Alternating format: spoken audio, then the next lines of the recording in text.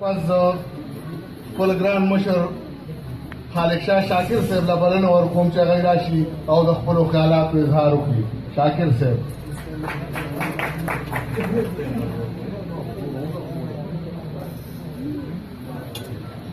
دلته راځه دی بله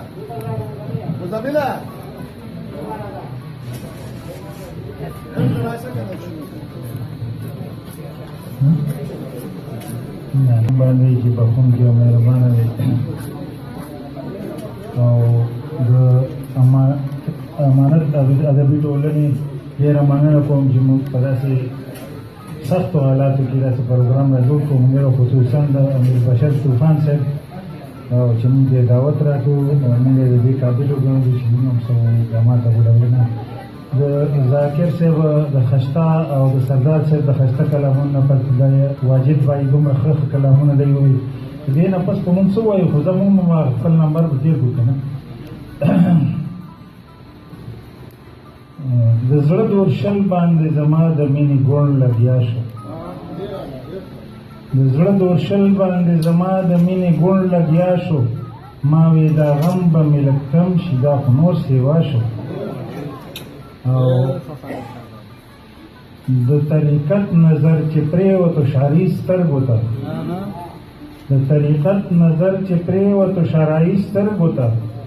ملا رڼا ولیده ځکه یې دومره وارخطا شو او نن راته وایي نن به درشم سبا وایي سبا نن راته وایي نن به درشم سبا وایي سبا عمر خو دغه و چې تېر مې کړو بېګا سبا شو او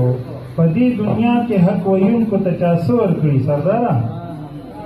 په دې دنیا کې حق ویونکو ته چا څه ورکړي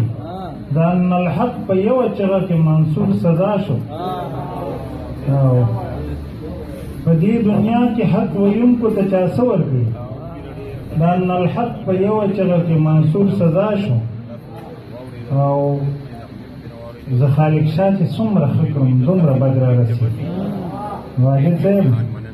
زه خالق شاه چې څومره ښه کړم دومره بد را رسېږي د خدای نه مرګ غواړم د ژوند نه مې نفرت پیدا شو او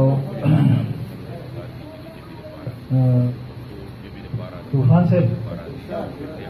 یو عجیبه غوندې احساس دی یو ارمان دی دلته یو عجیبه غوندې احساس دی یو ارمان دی دلته زه چې دې کلي ته راغلی یم جانان دی دلته او د زړه دریاب مې موج راوچت کړو د بڼو څوکو ته د زړه دریاب مې موج راوچت کړو د بڼو څوکو ته ځکه د اوښکو مې د سترګو نه باران دی دلته او ته چې په سور دوزخ مولا ما د عقبا یاروې ته چې په سور دوزخ مولا ما د عقبا یاروې د چا د لاسه په ما ووایه نیران دی دلته او هغه خوله ماته شه چې بد د پېښور پې وایي هغه خوله ماته شه چې بد د پېښور پې وایي د هر پښتون د ناستې ځای د ننګ میدان دی دلته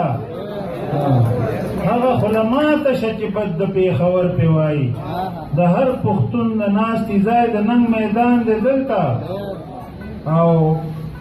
د مینې راز که پټ ساتل غواړي نو خوږ اشنا ظریف خانه د مینې راز که پټ ساتل غواړي نو خوږ اشنا لاس دې په خیال را واچوه زما ګریوان دی دلته د مینې راز که پټ ساتل غواړي نو خوږ اشنا لاس دې په خیال را واچوه زما ګریوان دی دلته او خالق شاه تشوي لیونی که دې نظام د فرعون خالق شاه تشوي لیونی که دې نظام د فرعون د بل د پاره چا کې سوچ نشته ځان دی دلته